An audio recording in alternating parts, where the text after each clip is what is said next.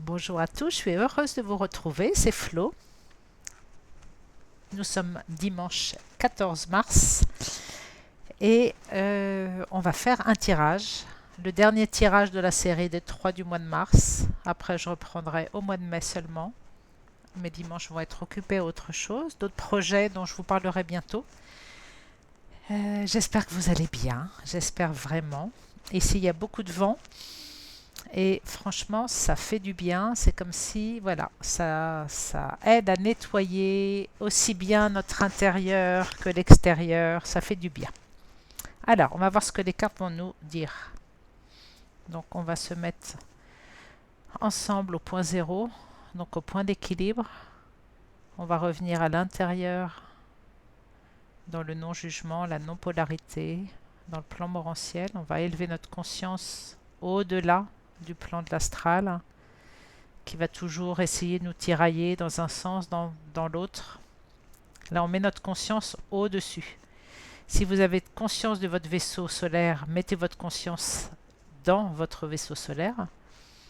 Si vous n'êtes pas encore dans cet état de conscience-là, tâchez au moins d'élever au plus haut comme un observateur qui voit ce qui se passe dans ce jeu de dualité mais qui n'y participe pas.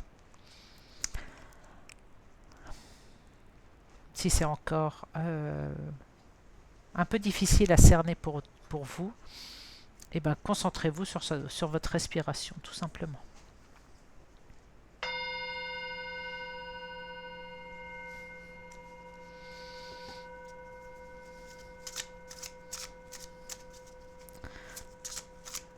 Et je vais demander à mon soi, à ma propre partie divine.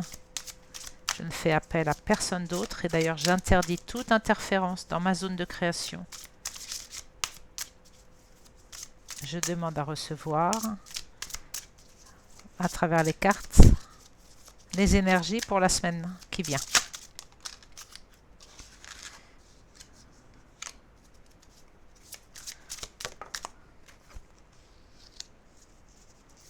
Les énergies pour la semaine qui vient. Donc déjà, on nous dit de tenir bon. C'est la première carte qui est sortie. On nous dit de tenir bon. Ah ben là, il y a deux cartes qui sont sorties en même temps. D'accord. Donc, tenir bon, la première carte. Comme si, voilà, vous êtes sur le bon chemin, même si c'est encore un peu, c'est pas tout à fait éclairé encore. C'est en train de se mettre en place. C'est en train d'arriver. C'est en train de... Ça ne veut pas dire ne rien faire, hein, le cul dans le canapé. Ça veut dire de continuer, justement. De continuer à avancer et à se positionner, à prendre sa place. Et que là, petit à petit, justement, la lumière, elle est en train d'être de plus en plus présente. Et elle est en train d'envahir votre présence. Elle est en train de prendre sa place, cette lumière, à travers vous, dans cette connexion avec la Terre. Tenez bon. Le 7, c'est aussi le signe du changement. On dit travailler le chakra sacré, de faire en sorte qu'il soit bien nettoyé, qu'il roule bien, qu'il soit bien... alors, bien nettoyé, il y a énormément de couches dans le chakra sacré, pardon, surtout pour l'énergie féminine, surtout pour les femmes en fait. L'énergie féminine, oui bien sûr, mais pour les femmes. Il y a énormément de vie, de mémoire, de fausses couches, d'accouchement même tout simplement, et de fausses couches, et de viols, et de,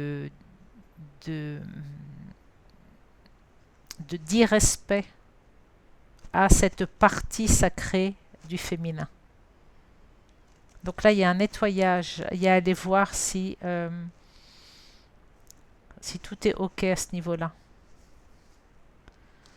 D'aller mettre de la lumière dans ce chakra. Faire descendre la lumière jusqu'au chakra sacré. Bien au-delà aussi, mais vraiment, il y a du pardon à faire à ce niveau-là.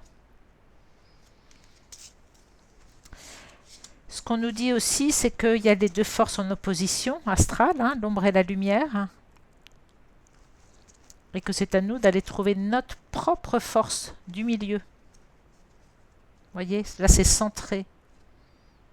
Et c'est plus, on est au-delà des forces de dualité. Et ça passe par l'intuition, on a déjà eu cette carte, l'intuition et la vérité. L'intuition et la vérité, c'est être centré et savoir ouvrir les portes, les bonnes portes. C'est-à-dire quand vous avez des choix à faire, par exemple, écoutez-vous pour savoir quel choix faire. Écoutez votre corps physique, il a la réponse pour vous. Écoutez la voix dans votre tête, la voix intuitive. Écoutez-vous. La plupart du temps, quand on a un choix à faire, on ne s'écoute pas. Donc on ne sait pas. On va choisir. On a juste notre mental qui va répéter en boucle parce que il va juste répéter des programmations, des choses comme ça. On écoute des pensées qui ne sont pas à nous, mais on ne s'écoute pas réellement à l'intérieur de nous, profondément. Alors, ensuite, dans le tirage que j'aime faire, habituel, on va aller voir pour s'il y a des messages pour certains d'entre vous. Allez. Premier message. Le détachement. Alors, j'en ai beaucoup parlé ces derniers jours du détachement. Et il y a vraiment tout un débat sur le détachement. Il y a la carte de la tristesse et de l'amour. Donc il y a un amour perdu là, ou une mémoire d'amour émotionnel qui est à couper.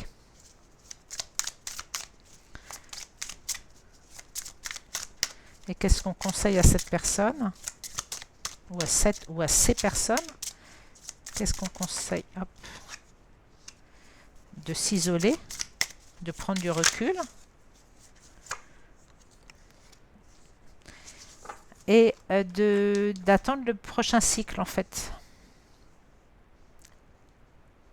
Là, il y a un truc à couper hein, pour certaines personnes, certains d'entre vous qui sont encore dans un souvenir d'histoire d'amour. On dit qu'il faut lâcher les amarres. Il faut aller voguer, il faut partir, il faut quitter le port. Le port, c'est l'attachement, c'est la pierre, c'est le dur, c'est le concret pour aller voguer. Et ce qui est marrant, c'est que vous avez la carte de détachement, encore une fois avec le 7, Et là, le détachement et l'isolement, qui sont deux chiffres 7. 7, c'est le chiffre du mysticisme, du changement, du retrait aussi. Là, ce que ça nous invite à faire, en tous les cas, les personnes concernées par rapport à une histoire d'amour qui émotionnellement donne de la tristesse, donc qui n'est pas une histoire d'amour heureuse, on nous dit qu'en fait, il faut couper les amarres. Il faut aller s'isoler pour aller chercher à l'intérieur de nous-mêmes le meilleur et aller chercher autre chose à l'intérieur de nous-mêmes. Ça demande un isolement.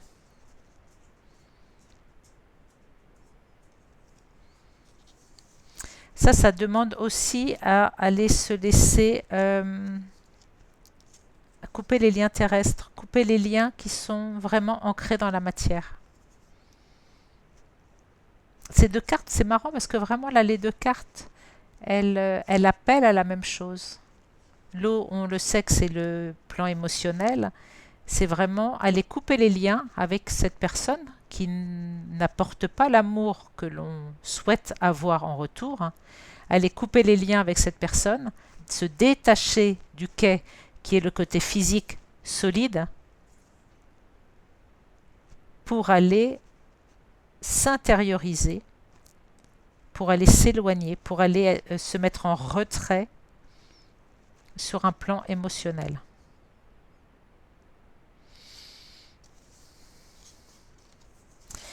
Le voyageur encore en plus qui amorce ce changement a besoin de retrouver du calme, a besoin de retrouver sa propre intuition, euh, a besoin d'être seul en fait. Là on le voit, il est tout seul hein, sur son rocher. Et on dit d'amorcer ça pendant le prochain cycle lunaire qui sera propice à faire ce changement. Là on avait encore le 7. Donc le chiffre 7, je pense, accompagne... qu'est-ce que ça veut dire d'autre, le chiffre 7 que je... Non, c'est la réflexion aussi, c'est l'intériorisation, c'est la réflexion. C'est un changement qui va vraiment à l'intérieur de soi-même. C'est l'intuition, encore une fois, on l'a ici, l'intuition. Voilà, donc il y a pour certaines personnes, pour régler, pour trouver la solution à leur problème d'amour, on va dire, ont besoin de larguer les amarres. Alors, qu'est-ce qu'il y a d'autre pour d'autres personnes?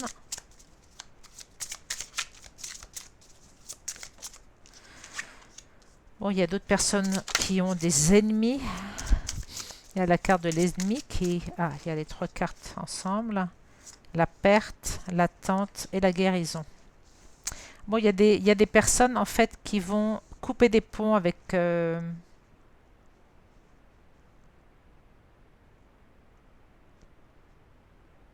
y a des ennemis qui vont partir là. Il y a une guérison, il y a quelque chose qui s'améliore dans une relation avec des ennemis.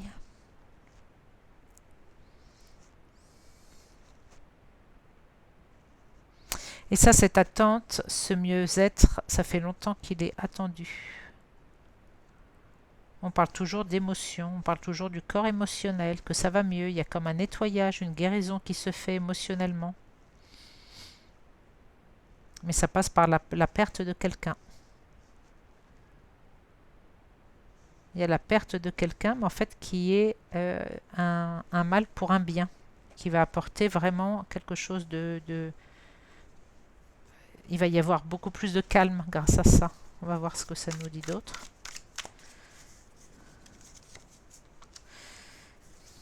La perte et le malheur. J'avais ça aussi la semaine dernière, hein, perte et malheur. Hein.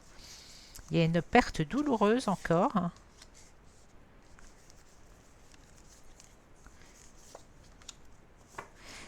Ah, c'est marrant ça, c'est dingue parce que ça passe, on nous dit la même chose. Vous voyez, il y a la perte et le malheur, donc il y a vraiment quelque chose qui meurt. Il y a quelque chose qu'on a perdu. Ça peut être un deuil, hein, ça peut être quelqu'un qui part. Hein.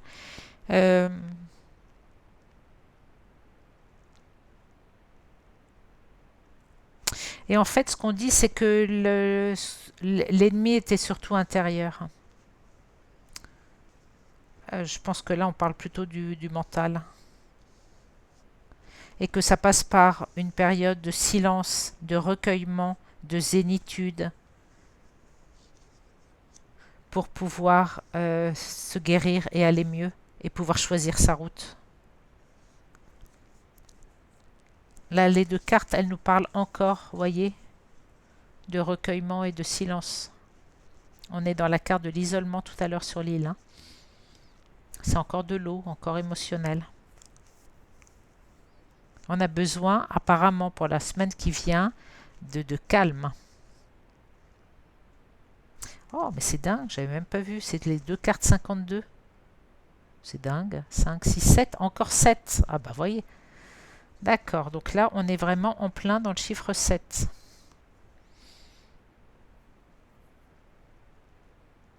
Donc effectivement, ne vous étonnez pas cette semaine d'avoir besoin de tranquillité. Parce que là, le signal, il est bien clair. Hein. Et en fait, ça, on arrive vers quelque chose de beaucoup plus aligné, de plus stable. On est en train de guérir certaines mémoires hein, en s'isolant et en coupant les ponts avec des personnes toxiques ou des liens toxiques ou des programmations toxiques. Et on va y voir beaucoup plus clair hein, dans nos choix, sur notre chemin, où on ne sait pas trop où aller. Ça va être beaucoup plus clair. Alors j'ai envie de continuer là, mais ça passe encore une fois par une perte, par quelque chose qui s'en va. J'aimerais bien que vous me disiez d'ailleurs si ça... Mais la semaine prochaine, en fin de semaine, hein, parce que c'est toujours là pour la semaine à venir. Hein. Alors, qu'est-ce qu'on a d'autre? Oui, ça nous amène à une évolution. Alors là, on nous parle d'un couple, on avait refondé, on avait rebâti quelque chose, c'est un couple reconstitué. Mais en fin de compte, c'est pas, ça marche pas comme ça. C'est un couple qui a été remis ensemble, mais qui n'est pas guéri. Ah, ben il y a une victoire avec une femme. Donc, alors, ça, la finalité, on va dire, c'est qu'il y a quand même une belle guérison et une victoire. Hein. C'est un homme qui porte la coupe là, donc il est victorieux. Il est victorieux par rapport à une femme qui reçoit la rose, vous voyez? Donc là, on a un couple victorieux. Ce couple a trouvé un compromis, a trouvé leur équilibre. Mais ça a pris du travail intérieur, du travail justement dans ce silence et dans cette ouverture vers quelque chose de plus zen. On nous parle bien d'un couple qui est reconstitué, qui s'est réuni après une séparation, et un couple qui a évolué. Donc on va prendre dans l'autre sens, d'accord? On va voir qu'au départ, donc, il y avait cette perte, cette séparation, donc certainement, qui a apporté du malheur, mais grâce à ça, en fait, ça a fait évoluer la personne. Pourquoi? Parce qu'il y avait un ennemi, l'ennemi a été comme intériorisé, en fait, c'est comme si on l'avait mis en conscience, on en avait pris conscience, l'ennemi était même à l'intérieur même de ce couple, à l'intérieur même du mariage qui a été fait. Il y a une victoire et une guérison. Il y a quelque chose qui va s'établir de façon beaucoup plus saine.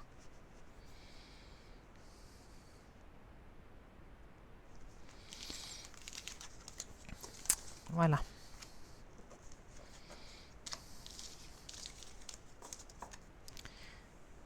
Alors, est-ce qu'il y a un autre message pour d'autres personnes?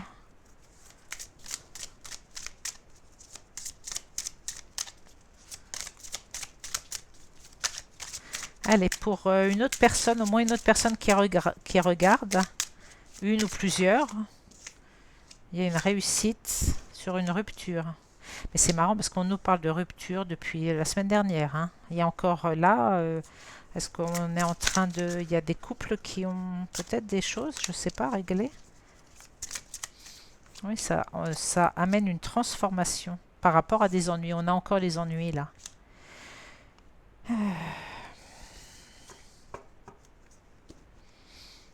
Il y avait vraiment des ennuis, des problèmes au sein d'un couple. Mais il y a une transformation qui se fait, il y a quelque chose il y a un changement.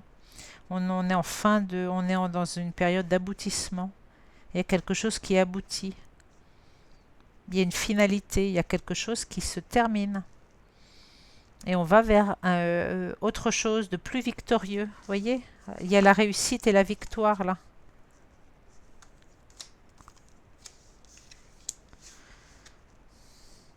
Bon, je vous dis franchement, quand je ne sais pas à qui je m'adresse, c'est beaucoup plus compliqué. Parce qu'on ne peut pas aller tellement plus loin. Mais c'est pas grave, on s'amuse. Il y a encore l'ennemi. Hein. Il y a de l'astral dans l'air, hein, là je vous le dis. L'astral se joue de nous. Il faut faire attention, on en parle tout le temps. Si vous avez encore des failles, comblez-les.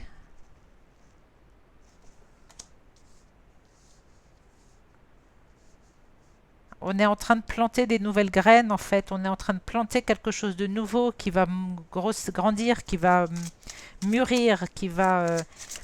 on met tout notre cœur, tout notre amour, mais il ne faut pas laisser les mauvaises graines s'immiscer dedans. Il faut planter des choses qui soient saines maintenant. Il n'y a plus la place il y a encore la perte. Il n'y a plus la place à l'involution. On a l'involution d'un côté, l'évolution de l'autre. Qu'est-ce qu'on fait avec ça? Dans la famille, au sein même des familles.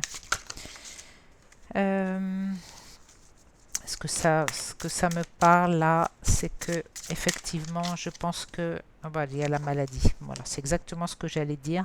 C'est-à-dire qu'au sein de certaines familles, il y a des gens qui vont vers l'involution et d'autres vers l'évolution. Là, on a vraiment les deux cartes, hein, c'est les deux polarités. On va parler d'une maladie dans une famille. Donc, on parle vraiment là du virus, de certaines personnes qui choisissent les vaccins et d'autres qui choisissent d'évoluer à l'intérieur d'eux-mêmes. Donc, c'est peut-être pour ça que tout à l'heure, on avait l'évolution et tout à l'intérieur d'elles-mêmes pour aller se guérir à l'intérieur d'elles-mêmes. Et il y en a d'autres qui vont aller vers l'involution, vers le transhumanisme. Donc ça risque de faire des dissensions au sein même d'une famille à propos de cette maladie, qui n'en est pas une, ne l'oublions pas. Alors qu'est-ce qu'on nous conseille? C'est peut-être pour ça les pertes en amour. Oh, voyez, il y a encore perte et amour là. Alors qu'est-ce que ça nous donne comme conseil? Qu'est-ce que ça nous donne comme conseil pour les personnes qui sont dans cette déchirure d'attachement? On en rejoint à l'attachement de tout à l'heure par rapport à des personnes qui sont proches et qui veulent se faire vacciner. Voilà, la question est claire. J'espère pour vous, ça a tout sauté. Alors, oui, il y a des pensées. Il y a encore perte. Bon, d'accord. Ça veut dire qu'en fait, là, sur le plan mental, il y a beaucoup de gens qui cogitent. Il y a des gens qui ont beaucoup de mal avec ces pensées-là. Il y a des personnes qui sont vraiment, ça les tracasse. C'est une perte, en fait, le fait de perdre des personnes, parce qu'elles font ce choix, ça les met vraiment dans une position trouble. Autre chose. On demande de se stabiliser, de trouver son point d'équilibre entre les deux, de tenter, si bien est, de ne pas juger. La protection. Elle est là aussi, la protection.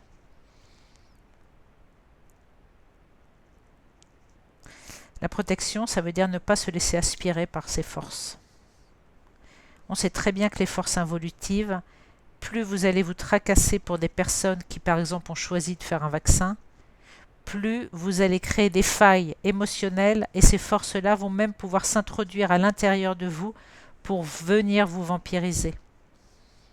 Donc on vous dit de vous protéger.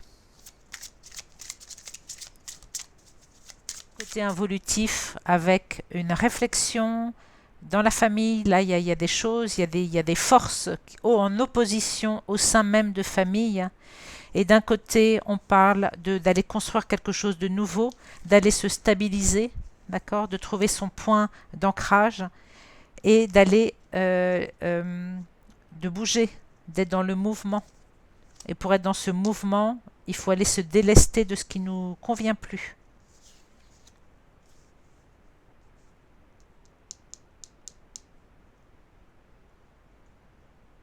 Ça ne sert à rien de s'affoler. Hein. Là, si vous êtes dans l'affolement, vous allez être imprudent. C'est au contraire. Prenez votre place, gardez votre place, prenez votre décision. Et soyez stable et ancré dans cette décision. Et la décision, c'est la vie, c'est l'évolution, c'est d'aller planter la nouvelle graine, d'aller semer les nouvelles graines. Si vous êtes stable dans cette décision-là, rien ne pourra vous atteindre. Oh bah tiens, dans la carte du travail, c'est aussi, on parle de graines, vous voyez, avec les abeilles. Le 8, c'est la construction, c'est le travail, c'est l'effort à faire. On nous dit qu'on a la force nécessaire pour le faire.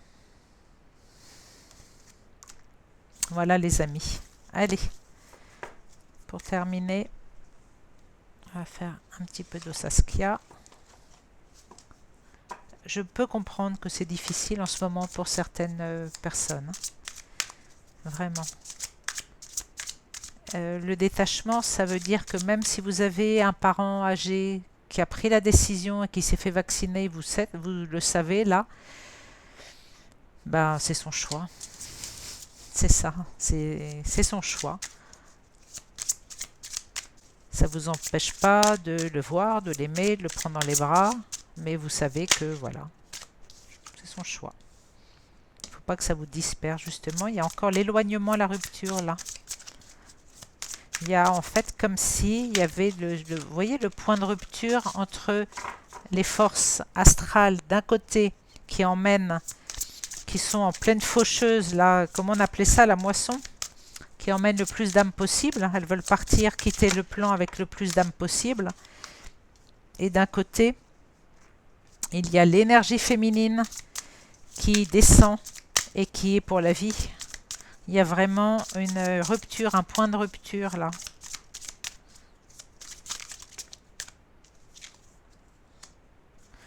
On nous parle encore de transformation, de laisser descendre son étincelle là, et d'aller Ça, c'est l'étincelle divine qui est à l'intérieur de soi, mais c'est aussi remonter jusqu'au vaisseau solaire. Hein.